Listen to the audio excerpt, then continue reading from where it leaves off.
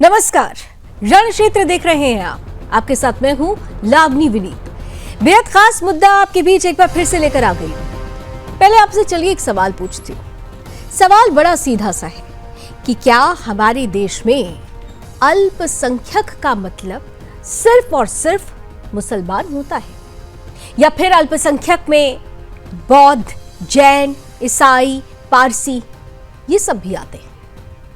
शायद आपका जवाब होगा कि ये सभी लोगों को, इन सभी लोगों को अल्पसंख्यकों का दर्जा मिला हुआ है। लेकिन बड़े अफसोस के साथ कहना पड़ता है कि बीती जो राजनीति रही है, राजनीति करने का तरीका रहा है, उसने दरअसल अल्पसंख्यकों की परिभाषा को सिर्फ और सिर्फ मुसलमानों तक सीमित कर दिया। लेकिन जब इसी परिभाषा को सही मायने में, सार्थक रूप में देश के सामने रखने के लिए एक कदम उठाया गया, तो देखिए हमेशा की तरह विरोध शुरू हुआ, और विरोध करने वाले मुसलमान, यानी सिखों, बौद्धों को अल्पसंख्यक कहने पर मुसलमानों ने विरोध शुरू कर दिया है। अब यह हुआ कहां है? रण क्षेत्र की जंग आज देवभूमि उत्तराखंड से छिड़ी हुई है। धामी सरकार ने अल्पसंख्यक शैक्षिक संस्थान अधिनियम 2025 पास किया है, जिसके बाद अब केवल मदरसों का ही वर्चस्व नहीं रहेगा, बल्कि सिख, बौद्ध, जैन और अन्य अल्पसंख्यक भी बराबरी का हक पा सकेंगे, और अल्पसंख्यक पर जो मुसलमानों की मोनोपोली रही है वो खत्म होगी। लेकिन इन सब के बीच सवाल है कि जब हर पंथ और मजहब को बराबरी का हक मिल रहा है, तो फिर मौलाना, मुस्लिम नेता और चंद राजनीतिक पार्टियां, जिनके लिए सिर्फ और सिर्फ तुष्टीकरण ही उनकी राजनीति का आधार रहा है, वो आखिर क्यों तिलमिला रहे हैं? क्या अब तक अल्पसंख्यक का मतलब सिर्फ मुस्लिम ही समझा गया था, और आज जब सही मायने में अल्पसंख्यक के मायने को सामने रखते हुए यह कदम उठाया गया है, तो फिर इसका विरोध क्या है? क्या कांग्रेस के तुष्टीकरण की वजह से ही मुस्लिम समाज में पहले हक की मानसिकता पनप चुकी है, और यही वजह है कि इस फैसले का विरोध हो रहा है? और सवाल यह भी है कि क्या बीजेपी सरकार का यह कदम सच्चे मायनों में बराबरी दिलाने वाला होगा? रण क्षेत्र में आज सीधा सवाल होगा कि अल्पसंख्यक मतलब सिर्फ मुस्लिम, या फिर हिंदुस्तान के हर पंथ का बराबरी से हक? इस पर हम आज चर्चा की शुरुआत करेंगे। कुछ ही देर में हमारे साथ कुछ खास अतिथि भी जुड़ेंगे, उनसे भी आपका परिचय कराएंगे। लेकिन उससे पहले आइए आपको गुजरात लिए चलते हैं, जहां पर इस वक्त प्रधानमंत्री नरेंद्र मोदी की मौजूदगी है। 2 दिनों का ये दौरा है, और कर्णावती में इस वक्त उनका भव्य रोड शो हो रहा है। अगर तस्वीरें आ रही हो पैनल, तो जरा वो तस्वीरें सामने रख दीजिए, क्योंकि खास तौर पर ये देखिए, प्रधानमंत्री नरेंद्र मोदी इस वक्त गुजरात पहुंच चुके हैं। कर्णावती से ये सीधी तस्वीरें आ रही हैं। भव्य रोड शो चल रहा है। रोड के दोनों तरफ आप देख सकते हैं खचाखच भीड़ है, और यहां पर अपने प्रधानमंत्री से मिलने के लिए जो लोगों की आतुरता है, उत्सुकता है, उसे साफ तौर पर देखा जा सकता है। पीएम मोदी जब यहां पहुंचे हैं, तो आप समझ सकते हैं कि बेहद खास है उनका यह दौरा। 5477 करोड़ के प्रोजेक्ट्स का शिलान्यास और उद्घाटन किया जाएगा प्रधानमंत्री के हाथों। और इस दौरान जब उनकी उपस्थिति गुजरात में है, तो ये सीधी तस्वीरें। रोड शो के लिए सड़क के दोनों ओर 12 मंच बनाए गए हैं। 3 किलोमीटर लंबा ये रोड शो है, जिसमें 12 मंच बनाए गए हैं। मंच पर सांस्कृतिक कार्यक्रम हो रहे हैं। प्रधानमंत्री ने उन्हें भी देखा। अब पूरी तरीके से ये जो कर्णावती का ये हिस्सा है, जहां से 3 किलोमीटर का रोड शो गुजर रहा है, वो पूरी तरह से मोदीमय हो चुका है। खोडलधाम मैदान में मेहसाणा और गांधीनगर के रेलवे, शहरी विकास, सड़क निर्माण और राजस्व समेत कई विभागों की 5477 करोड़ रुपए की परियोजनाओं का शिलान्यास और उद्घाटन करेंगे इस दौरे के दौरान प्रधानमंत्री।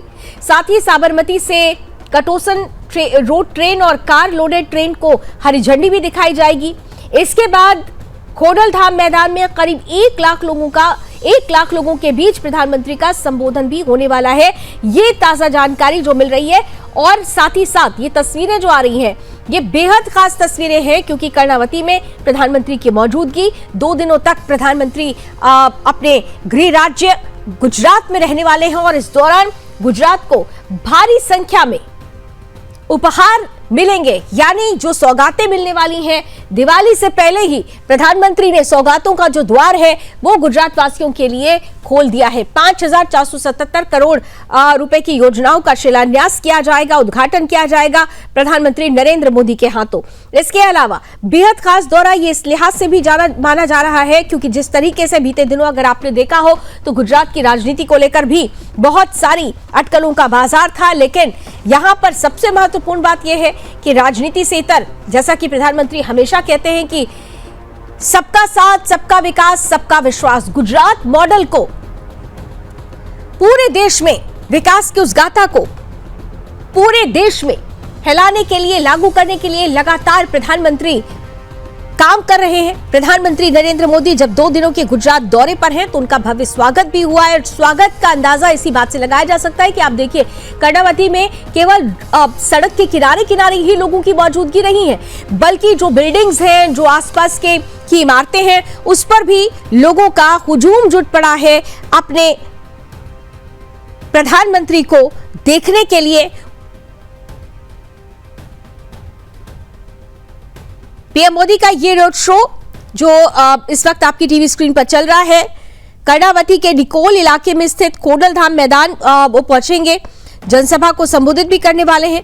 5,477 करोड़ रुपए की विकास परियोजनाओं का उद्घाटन और शिलान्यास भी प्रधानमंत्री के हाथों होगा।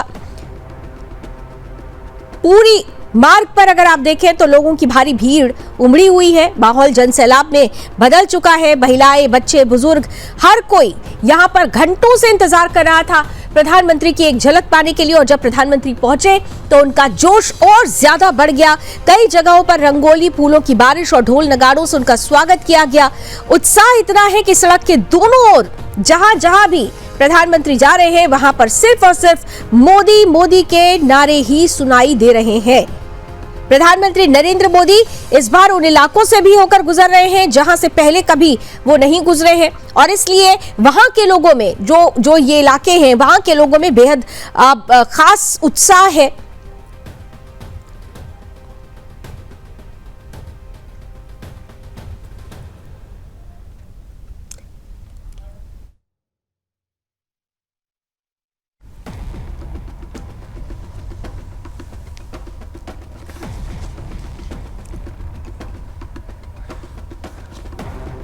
तो आइए, गुजरात से हमने आपको तस्वीरें दिखा दी हैं। प्रधानमंत्री की मौजूदगी वहां रहेगी। 2 दिनों का ये दौरा है। तमाम जो अपडेट्स रहेंगे आपके बीच रखते रहेंगे। रण क्षेत्र में अपने मुद्दे पर आते हैं कि अल्पसंख्यक का मतलब सिर्फ मुसलमान कैसे हो सकता है, जबकि अल्पसंख्यक में अगर सिखों, बौद्धों और जैनों को भी उनका अधिकार मिल रहा है तो ये विरोध क्या कहता है। आज इसी पर करेंगे खुलकर बहस। अतिथियों से आपका परिचय कराऊं उससे पहले ये रिपोर्ट देखिए।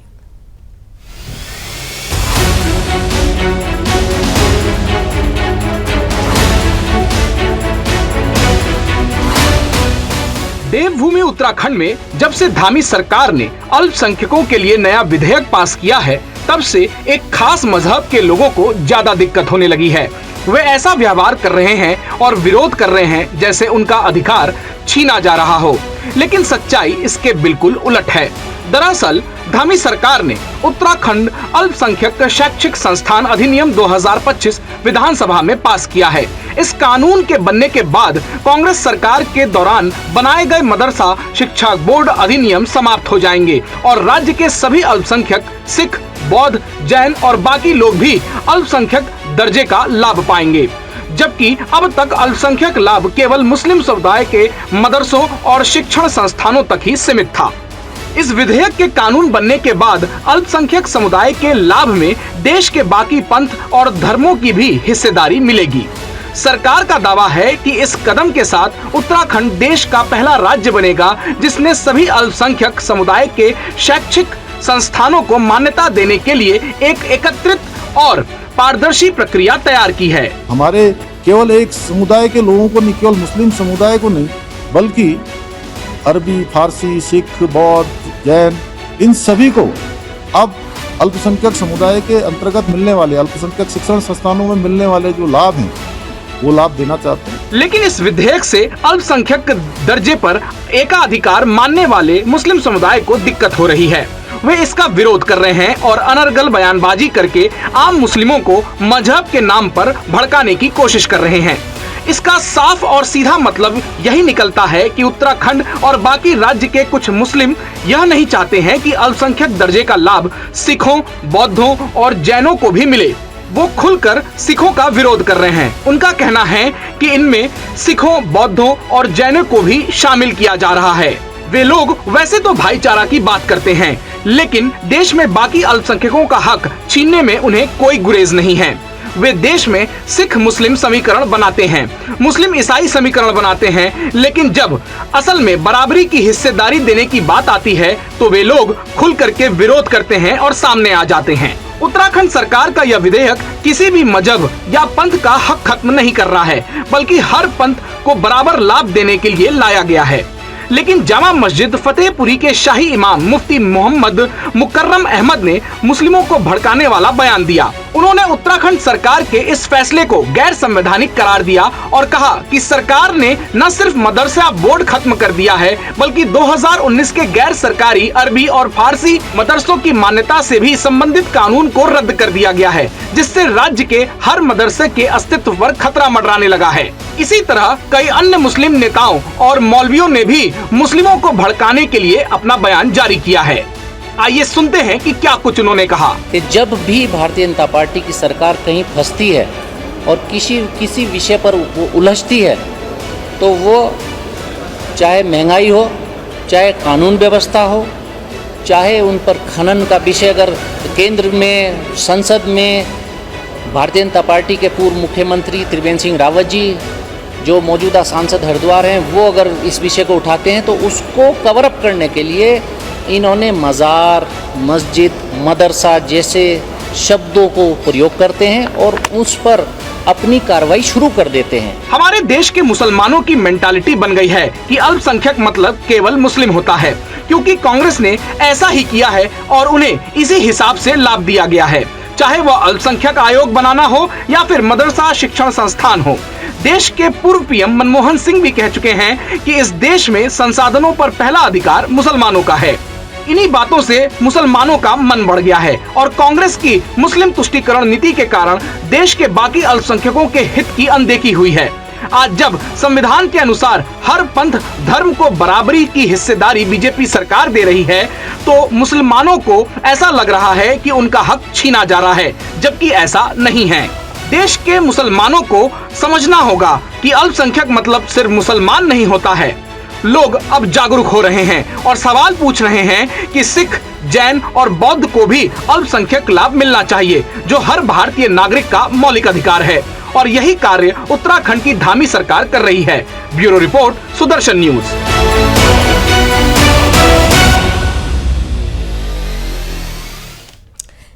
तो सवाल यही है कि अल्पसंख्यकों की जब बात हो रही है तो फिर क्या अल्पसंख्यकों पर सिर्फ मुसलमानों की ही मोनोपोली क्यों? ये जो फैसला धामी सरकार द्वारा लिया गया है, उसने वो पारदर्शिता, वो जो सबका साथ सबका विकास और सबका विश्वास की परिपाटी है, उसको सही मायने में अगर सामने रख दिया है, तो फिर इसका विरोध क्यों हो रहा है? आइए चर्चा की शुरुआत करते हैं। रण क्षेत्र के आज के अतिथियों का स्वागत करते हैं।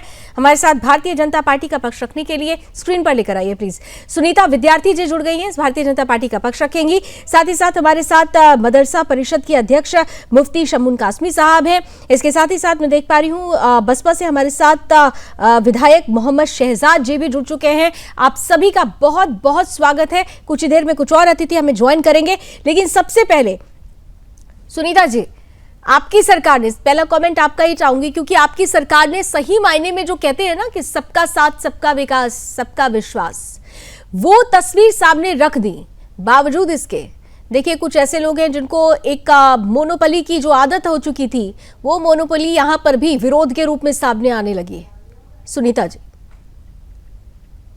देखिए लावनी जी, जिस प्रकार से विरोध की जो बात आप कर रहे हैं, मैं कहूंगी कि बहुत ही अप्रासंगिक है, क्योंकि मुझे अतार्किक भी ये लगता है, क्योंकि आप सब जानते हैं कि हमारे देश में सिख आबादी का मात्र 2% है और बौद्ध और जैन जो हैं वो 1% भी नहीं है, और पारसी समुदाय तो देश की माइक्रो माइनॉरिटी में आता है। वहीं देश की जो सेकंड लार्जेस्ट माइनॉरिटी है वो मुस्लिम माइनॉरिटी है। अब ऐसे में जो ऑलरेडी अल्पसंख्यकों में भी अल्पसंख्यक परसेंटेज है जिनकी, उनको जो है बराबरी का अधिकार ना देना, मुझे लगता है कि उनके साथ अन्याय है। और जिस प्रकार से जो ये लोग यहाँ पे जो माहौल बना रहे हैं, मैं इनसे ये पूछना चाहती हूँ कि जो हमारा ये प्राधिकरण बोर्ड का जो विधेयक उत्तराखंड में पास हुआ है और जो कानून बना है, इसके तहत सभी धर्मों और पंथों की जो एजुकेशन है उसमें एक बराबरी का भाव लाने के लिए ये कानून बनाया गया है, ताकि हर पंथ को बराबरी का लाभ मिले। और जैसे मुस्लिम यूनिवर्सिटीज है, हम एएमयू की बात करते हैं, हम जामिया इस्लामिया की बात करते हैं, पर वैसे ही जैन की भी हो, पारसी भी खोले, सिख समाज भी खोले, यानी एक तरीके से देखिए कि जो लोग ये कह रहे हैं कि मदरसा बोर्ड को खत्म कर दिया गया, उन्हें ये समझना होगा कि बोर्ड खत्म नहीं हुआ है बल्कि उसको विस्तार दे दिया गया है, सही मायने में इसका फैलाव हुआ है ताकि सबको बराबरी का हक मिले। तो फिर मोहम्मद शहजाद जी, बसपा से विधायक हमारे साहब, शहजाद साहब ये बताइए, जब सबको बराबरी से ही मिलने का अधिकार होना चाहिए सब कुछ, तो वही काम तो सरकार ने किया है। आप लोगों को ऐसा क्यों लग रहा है कि हक छीन लिया गया? कौन सा हक छीन लिया गया है? शहजाद साहब बोलिए, अनम्यूट कीजिए, शायद आपने अनम्यूट नहीं किया, आपकी आवाज नहीं आ रही है।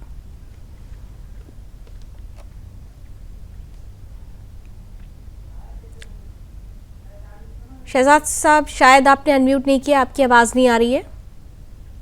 चलिए आप पैनल जरा ऑडियो ठीक कराइए। तब तक मुफ्ती शमून कासमी साहब, मुझे याद है कि इस पूरे मुद्दे पर आपके साथ एक विस्तारित चर्चा हुई थी और उसमें भी आपने कहा था, और आज मैंने आप ही के वाक्य यहाँ पर बोले हैं कि इसको ये मत कहिए कि मदरसा बोर्ड को भंग कर दिया गया, इसे कहना चाहिए कि विस्तार दे दिया गया। सही मायने में जो हक था, जो परिभाषा थी, उसे अब अमली जामा पहनाया गया है। लेकिन यहाँ पर तो देखिए मुस्लिम समाज के लोग ही उठ खड़े हुए हैं, कह रहे हैं कि भाई देखिए ये तो हमारी हकमारी हो गई, हमें तो सबसे ज्यादा प्रताड़ित करने के लिए कदम उठा लिया गया। ऐसे मुसलमानों को क्या कहेंगे आप मुफ्ती साहब? हाँ, मैं विनीता बहन आपका आभार प्रकट करता हूं कि हमारी बहन के माध्यम से सच्चाई लोगों के सामने आए। आपने जैसे कहा कि माननीय मुख्यमंत्री श्री पुष्कर सिंह धामी जी ने सबका साथ, सबका विकास, सबका विश्वास और सबके प्रयास को शामिल किया है, और बिल्कुल आपका वो शब्द बहुत मार्मिक है कि अल्पसंख्यक के अंदर ये 6 समुदाय आते हैं, यानी जैन, बौद्ध और मुस्लिम, सिख, ईसाई।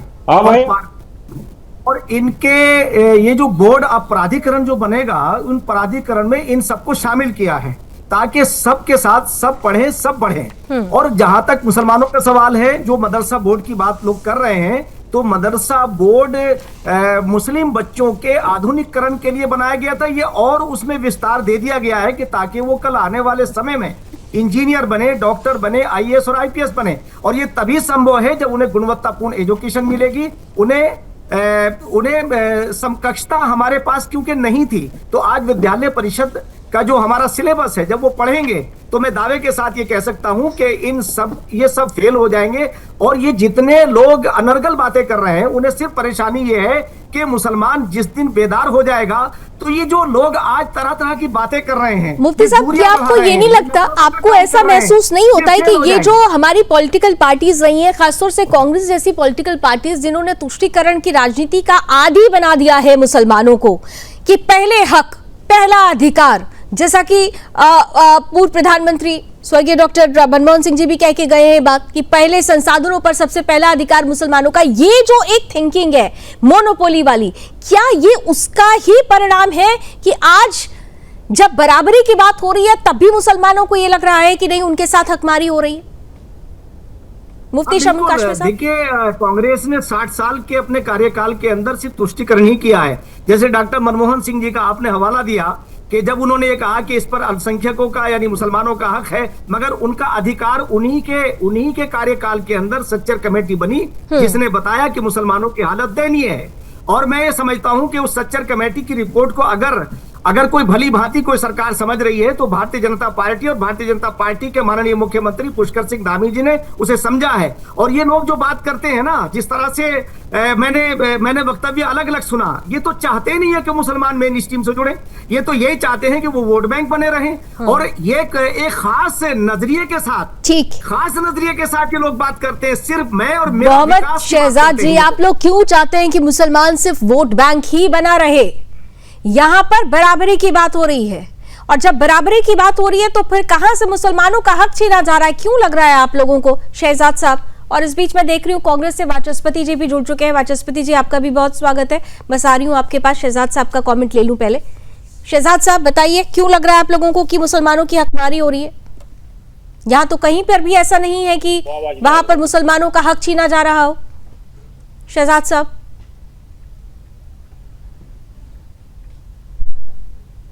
शहजाद साहब, आपको मेरा सवाल पहुंच रहा है? मेरी आवाज पहुंच रही है आपको? मुझे लग रहा है शायद उनकी ऑडियो में प्रॉब्लम है। प्लीज पैनल ठीक करवाइए। सुनीता जी इंतजार करिए इसके बाद, लेकिन पहले वाचस्पति जी, ये बहुत इंपॉर्टेंट फैसला था। देखिए, हम लोग भी पहले से ही, बल्कि आपके साथ भी कई बार ऐसी चर्चा हुई है कि जब हम अल्पसंख्यकों की बात करते हैं तो अल्पसंख्यक मतलब केवल मुसलमान नहीं होना चाहिए। अल्पसंख्यक मतलब फिर बौद्ध भी हो, जैन भी हो, सिख भी हो, पारसी भी हो, ईसाई भी हो। तो वही काम तो उत्तराखंड सरकार ने किया, तो फिर इसका विरोध क्यों? वाचस्पति जी, सर अनम्यूट कीजिए प्लीज आप भी। बोलिए वाचस्पति जी। नहीं, आई एम सो सॉरी वाचस्पति जी, आपकी आवाज भी मुझ तक नहीं पहुंच पा रही है। सुनीता जी, आप मुझे सुन पा रही हैं अभी? सुनीता जी? जी लावनी जी। आप तब तक प्लीज आप शहजाद साहब और वाचस्पति जी का ऑडियो ठीक कराइए।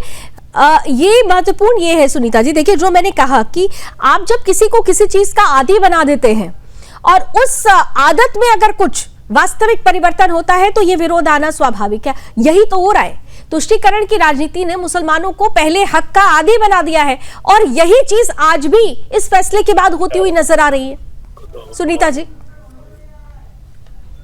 देखिए, ऐसा है लावनी जी। हाँ जी, बोलिए। देखिए, शिक्षा जो है पूरे राष्ट्र में सभी के लिए यूनिफॉर्म होनी चाहिए, और शिक्षा जब सभी को एक बराबर मिलेगी तो राष्ट्र की प्रगति और जो उन्नति है वो बढ़ेगी।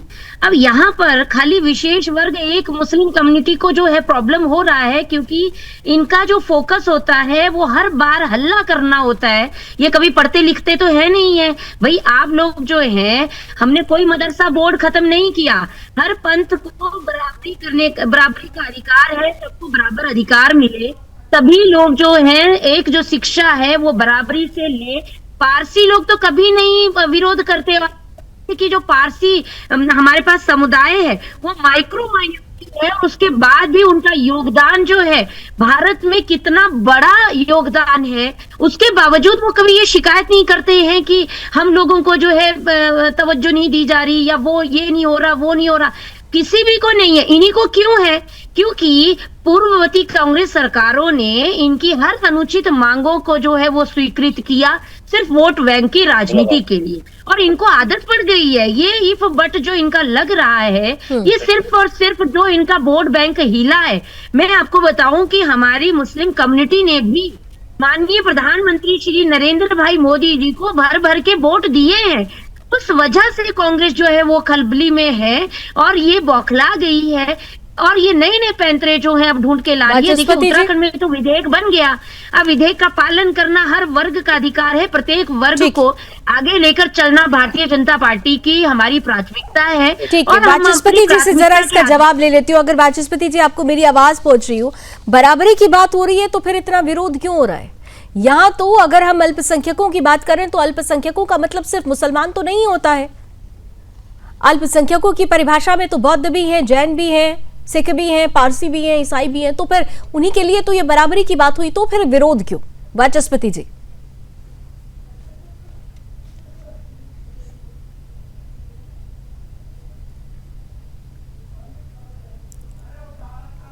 वाचस्पति जी, आई एम सो सॉरी, आपकी ऑडियो नहीं आ पा रही है मुझ तक। शहजाद साहब, आपको अगर मेरी आवाज पहुंच रही हो तो जरा इस सवाल का जवाब आप दे दें।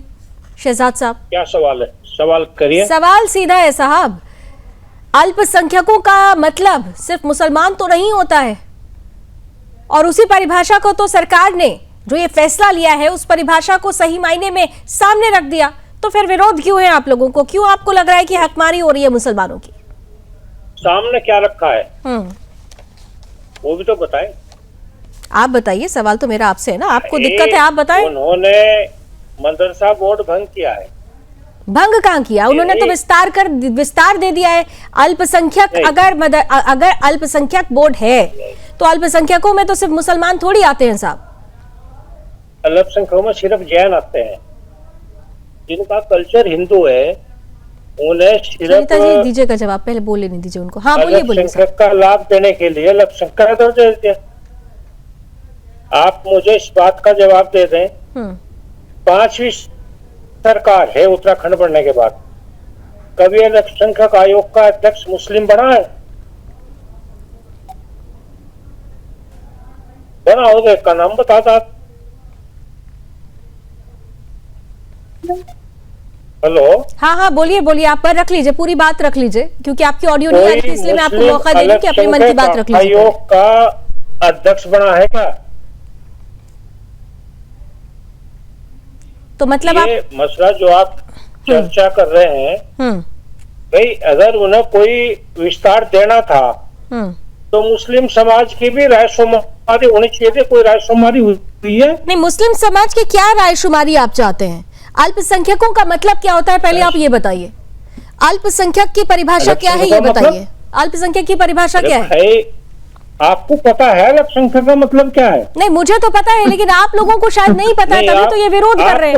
अगर आप अल्पसंख्यक, क्या अल्पसंख्यक, ये सब ये बनना, ये मेरे को सुनने की आदत हो चुकी है, मेरे सवाल का जवाब नहीं है। आप खुद मुझे बीजेपी का प्रवक्ता बनाइए, कुछ बनाइए, मेरे सवाल का जवाब दीजिए। अल्पसंख्यक की परिभाषा क्या है? अल्पसंख्यक मतलब क्या होता है ये बताइए।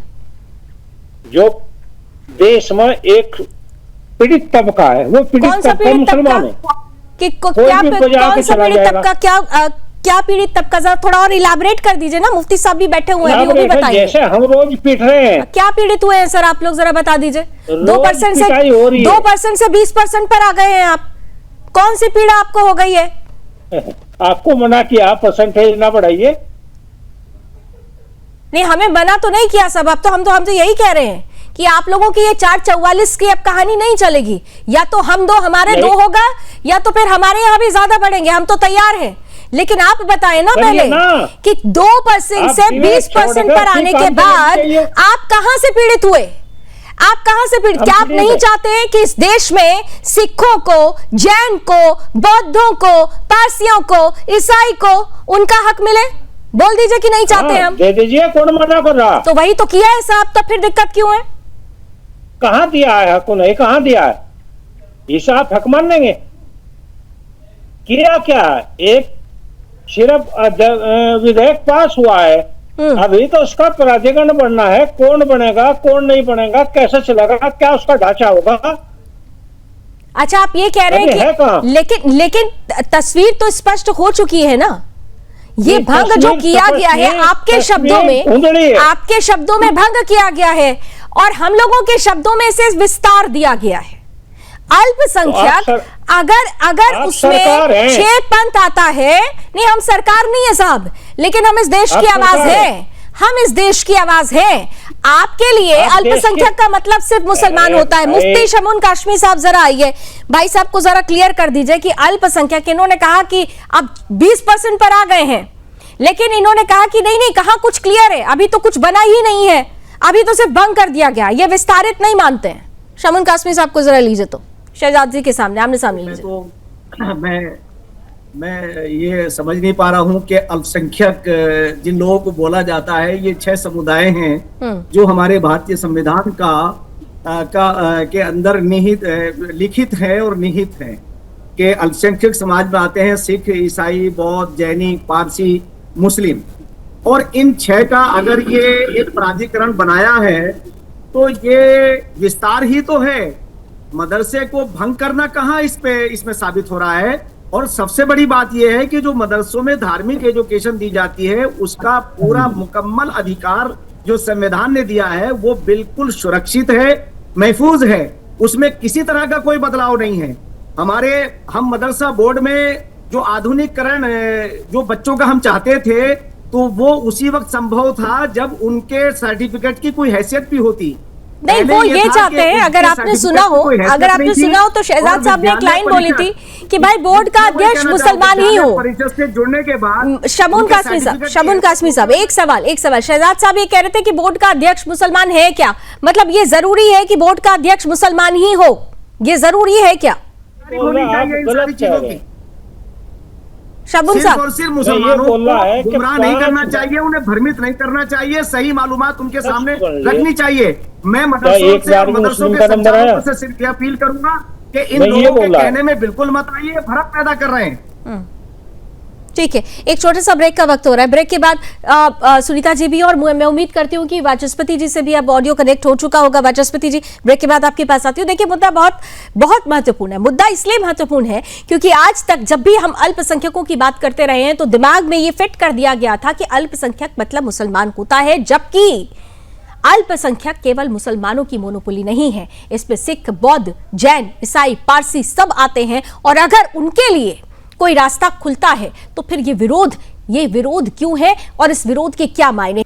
तो अल्पसंख्यक मतलब अब सिर्फ मुस्लिम नहीं होने वाला है, हर पंथ को बराबरी का हिस्सा मिलेगा। और जो धामी सरकार का फैसला है वो स्पष्ट है कि शिक्षा का अधिकार सभी पंथों को है, और इसीलिए इस फैसले को लिया गया है। लेकिन इस फैसले का विरोध शुरू हुआ है, चर्चा इसी पर हो रही है रण क्षेत्र में। हमारे साथ वाचस्पति जी जुड़े हुए हैं, कांग्रेस से हैं। वाचस्पति जी, कांग्रेस का क्या सोच रहे हैं? ये विरोध क्यों? क्योंकि जब हम बराबरी की बात करते हैं तो बराबरी तो सबके लिए होना चाहिए, इसीलिए तो एक कदम उठाया गया, फिर विरोध क्यों? लावनी जी नमस्कार, और अपने साथियों को बहुत नमस्कार, आदरपूर्वक। मैं इसमें कासमी साहब की बात से बहुत ज्यादा अपने को इत्तेफाक रखते हुए बात कहना चाहता हूं कि किसी भी देश की मुकम्मल तस्वीर और बहबूदी और तरक्की तभी होती है जब उसके सारे जो नागरिक हैं वो तरक्की करें। अगर सारे नागरिक तरक्की नहीं करते हैं तो देश बहबूदी नहीं होती। और जिनको डिप्राइव सेक्शन अगर रखा जाए तो जो विकसित लोग हैं या जो बहुसंख्यक लोग हैं उन पे भार आ जाता है अल्पसंख्यक का। तो इसलिए मेरा मानना है कि ये जो परिवर्तन किया गया ये बिल्कुल समीचीन है और इसको स्तुत्य है और इसको लागू होना चाहिए, और सरकारों को भी इससे इबरत हासिल करनी चाहिए और आगे इसको ले जाना चाहिए। देखिए, इसमें बिल्कुल सही बात आप कर रहे हैं, और कासमी साहब ने भी बिल्कुल सही कहा कि अल्पसंख्यक का मतलब केवल मुस्लिम नहीं है, इसके साथ साथ और अन्य जो सुनीता जी, वाचस्पति जी को साधुवाद दे दीजिए। व्यक्तिगत रूप से उन्होंने बिल्कुल ठीक बात कही, लेकिन वाचस्पति जी, आप जिस पार्टी में आते हैं उस पार्टी के नेता इससे इत्तेफाक नहीं रख रहे। वो तो साफ तौर पर कह रहे हैं कि मुसलमानों के साथ यह अन्याय हो गया। लेकिन वाचस्पति जी, आपने इस बात को स्वीकार किया, इसके लिए सुनीता जी साधुवाद दीजिएगा वाचस्पति जी को। जी, पूरी कर लीजिए बात, दे दीजिए अभी पूरी मुकम्मल बात। हाँ। जी, देखिए इस देश में जितने भी जो सेक्युलर इदारे यानी मुस्लिम इदारे, आप चाहे जामिया मिलिया इस्लामिया देख लीजिए, चाहे अलीगढ़ मुस्लिम यूनिवर्सिटी देख लीजिए, इनकी बहबूदी और तरक्की क्यों हुई है? क्योंकि इन्होंने अपने को समय के साथ परिवर्तित किया और जो लेटेस्ट जो शिक्षा पद्धति थी उसको आत्मसात किया, इसलिए हुआ। अगर नहीं सर, इससे फिर मैं इत्तेफाक नहीं रखूंगी। आप अगर अलीगढ़ मुस्लिम यूनिवर्सिटी की बात करेंगे, अगर आप जामिया यूनिवर्सिटी की बात करेंगे, तो फिर मैं इस बात से आपसे इत्तेफाक नहीं रखूंगी, क्योंकि यहाँ पर किस तरीके से हिंदू छात्रों के साथ क्या होता है, किस तरीके से यहाँ पर वंदे मातरम में भारत माता की जय नहीं बोलने को लेकर क्या विवाद होता है, बहुत सारी तस्वीरें। इसलिए उधर अगर आप जाएंगे तो फिर ये चर्चा कहीं और चली जाएगी। चर्चा ये है कि जब हम अल्पसंख्यकों की बात करते हैं, साहब मेरा सवाल सुन लीजिए प्लीज, अल्पसंख्यकों की हम बात कर रहे हैं, अल्पसंख्यकों पर क्या मोनोपोली सिर्फ मुसलमानों की होनी चाहिए? क्योंकि यहां पर यही कहने का प्रयास किया जा रहा है। अभी तक अगर देखें तो कांग्रेस ने यही तो किया तुष्टीकरण की राजनीति के लिए, यही तो कहा जाता रहा है ना कि मुसलमानों का पहला अधिकार देश के संसाधनों पर। वही सोच आज मुसलमान आगे लेकर बढ़ रहे हैं, इसीलिए तो विरोध हो रहा है सर। नहीं, ऐसा नहीं है कि अगर आप देश के इतिहास को देख लीजिए तो पारसी कम्युनिटी और अन्य कम्युनिटीज का इस देश को बनाने में बहुत बड़ा रोल रहा। चाहे टाटाज हो, चाहे और प्रेम जी, अजीम प्रेम जी हो, या इसके पहले अन्य जो लोग पारसी रहे, उन्होंने इस देश को बहुत बनाया, इस देश की स्वाधीनता में बहुत काम किया। वो एक अलग विषय। मैं ये कहना चाह रहा हूँ जिस तरीके का मदरसे में शिक्षा होनी चाहिए, ये कोई नहीं कह रहा कि उनको इल्मी यानी कि मुस्लिम शिक्षा उनको न दी जाए। मुस्लिम शिक्षा उनको देने में कोई दिक्कत नहीं है, इसमें कोई रोक भी नहीं रहा है। आप दीनी शिक्षा दीजिए, लेकिन उसके साथ साथ वैसी शिक्षा भी दीजिए जिससे कि उनकी बहबूदी और तरक्की मुस्लिम्स की हो। वो पंचर बनाने वाले, कारपेंटर और इस तरीके के मजदूर और वो ना रह जाएं। अगर वो रह जाएंगे तो कम से कम मेरा मानना है कि जी ये बात तो ठीक है, लेकिन शायद आप अभी समझ नहीं पा रहे। मुद्दा ये है कि जो मदरसा बोर्ड है उसे खत्म कर दिया गया है, बल्कि मैं कहूंगी उसे विस्तार दिया गया है। यानी अल्पसंख्यकों की अगर बात की जाए तो अल्पसंख्यक मुसलमानों तक सीमित नहीं रहेगा। और जब सीमित नहीं रहेगा, जब हम तालीम की बात करें, हम शिक्षा की बात करें, तो आधुनिक शिक्षा जरूरी है, तकनीकी शिक्षा जरूरी है, लेकिन उसके साथ साथ बराबरी जरूरी है। सुनीता विद्यार्थी जी, देखिए इनिशियली अगर देखें तो वाचस्पति जी ने कम से कम उसका स्वागत किया, लेकिन कांग्रेस पार्टी इस चीज से इत्तेफाक नहीं रख रही है क्योंकि वहां विरोध के सुर उठ रहे हैं। सवाल यह है कि क्या जो भारतीय जनता पार्टी की तरफ से यह कदम उठाया गया, पहला ये कहा जा रहा है कि उत्तराखंड पहला राज्य बन जाएगा इस कानून के बाद से, जो पारदर्शिता जिसकी बात कही जाती है, आपको लगता है कि वक्त आ गया है कि पूरे देश में इसे लागू होना चाहिए? अल्पसंख्यकों के नाम पर जो ज्यादती होती रही है। सुनीता जी। जी देखिए लावनी जी, मैं सबसे पहले तो वाचस्पति जी, हमारे द्विवेदी जी, आज मुझे समझ में नहीं आ रहा है कि वाचस्पति जी आपको कांग्रेस की प्रवक्ता बोलूं या ना बोलूं, क्योंकि आज तो आपने आपने एक सच बोल दिया है। कांग्रेस के डीएनए में ये है नहीं जो बात आज आप कह रहे हैं। बिल्कुल नहीं, हमेशा मैं सच बोलता हूँ और जो मुझे अच्छा लगता है, जो सत्य होता है, मैं उसके साथ खड़ा होता हूँ। सुनीता जी। देखिए लावनी जी, वाचस्पति जी को हम साधुवाद देते हैं क्योंकि वो खुद विद्वान हैं और विद्वान लोग जानते हैं कि सबका भला किसमें है।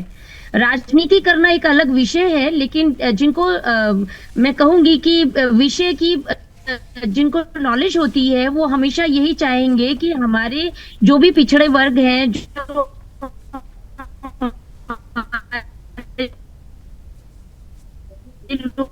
ऑडियो प्रॉब्लम हो रहा है आज बहुत ज्यादा। सुनीता जी, ऑडियो प्रॉब्लम हो रहा है। मुफ्ती शमून कासमी साहब, क्या वजह रही कि नहीं सुनीता जी सॉरी, आप ऑडियो आगे बढ़, ऑडियो डिस्टर्ब हो रहा है। मैं आती हूँ दोबारा आपके पास। मुफ्ती शमून कासमी साहब, क्या वजह रही कि अभी तक जो ये फैसला आज लिया गया, अभी तक ऐसा क्या आपने देखा कि जो अल्पसंख्यक 2% से आज 20% की आबादी हो गई हो, बावजूद उसके ये कहा जा रहा है कि नहीं हमें अल्पसंख्यकों में रखो। सबसे बड़ा सवाल ये है कि क्या मुसलमान आज की तारीख में अल्पसंख्यक है? मुफ्ती शमून कासमी साहब। बहुत अच्छी बात आपने कही मेरी बहन, आप बहुत अच्छा विश्लेषण करती हैं। मैं यही कहना चाहता हूं कि 76 साल देश को आजाद हुए हो गए। उन 76 साल में लगभग 60 साल तो कांग्रेस ने और अन्य विपक्षी दलों ने सरकार चलाई। उनका एक ही मंशा था कि हम मुसलमानों को वोट बैंक बनाए रखें, उन्हें गुणवत्तापूर्ण एजुकेशन न दें, उन्हें मेन स्ट्रीम से न जुड़ने दें। उनसे बस सिर्फ एक ये चाहें कि वो हमारा वोट बना रहे, और वोट ऐसे ही बनेगा कि आबादी तो बढ़ती रहे। मैं समझता हूं कि क्वालिटी की जरूरत है, क्वांटिटी की जरूरत नहीं है। आज अगर ये सरकार सबका साथ, सबका विकास, सबका विश्वास और निष्पक्ष तौर से आगे बढ़ रही है, तो ये लोग नित नए अंदाज में उन्हें गुमराह कर रहे हैं। तो मैं एक बात ये कहना चाहता हूं आपके माध्यम से कि मुसलमानों को इस वक्त इनके अनर्गल बातों पर ध्यान नहीं देना चाहिए, बल्कि देखना चाहिए कि क्या अल्पसंख्यकों की परिभाषा को दोबारा गढ़ा जाना चाहिए आज की तारीख में? नहीं, बिल्कुल। और आपने जो बात कही है कि अल्पसंख्यक का मतलब ये जो सबसे ज्यादा कम हो, तो मुसलमान तो दूसरे नंबर के शहरी हैं यहाँ, यानी हिंदू आबादी के बाद मुस्लिम आबादी सबसे बड़ी आबादी है। इसी तरह से जो बहुत छोटे छोटे जिन्हें तो सवाल यही है कि जब हम अल्पसंख्यकों की बात करते हैं तो दो महत्वपूर्ण चीज है कि अल्पसंख्यकों की बात हो तो फिर ये नहीं सोचना होगा कि अल्पसंख्यक इज इक्वल टू सिर्फ मुसलमान। अल्पसंख्यक मतलब सिख भी, बौद्ध भी, जैन भी, पारसी भी, ईसाई भी। और यही वजह रही कि उत्तराखंड सरकार की तरफ से लिया गया ये फैसला सभी को बराबरी का हक दे रहा है। और जो मुसलमान इसका विरोध कर रहे हैं, जो राजनीतिक पार्टियां इसका विरोध कर रही हैं, सबसे पहले उनसे पूछा जाना चाहिए कि आखिर अल्पसंख्यक वो किसे मानते हैं? 2% से 20% की आबादी जिन्होंने बढ़ा ली हो, क्या वो अल्पसंख्यक माना जाएगा। हिंदुस्तान में दूसरी सबसे बड़ी आबादी वाला जो मजहब है, अगर वो मुस्लिम है तो फिर क्या इसे अल्पसंख्यक माना जाए? क्या समय नहीं आ गया कि अल्पसंख्यक की परिभाषा को भी फिर से गढ़ा जाए?